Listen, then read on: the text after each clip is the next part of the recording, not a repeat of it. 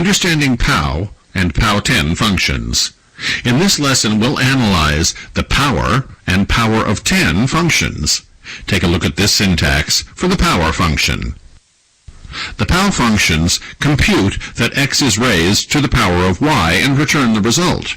A domain error occurs if x is negative and y is not an integral value.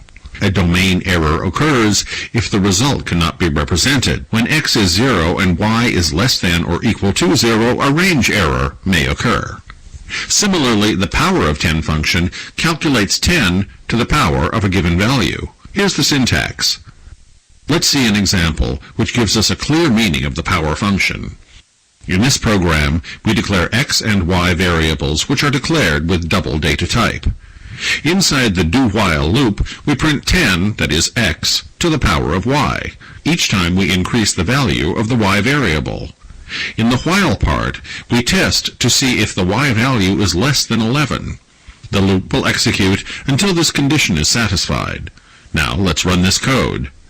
Doing that, press Alt F9 to compile the code. When it's compiled, click on OK. Now press Ctrl F9 to run the code. Look at this output. Now I hope you're clear with the power and power of 10 functions. You can also use the power of 10 function according to the syntax.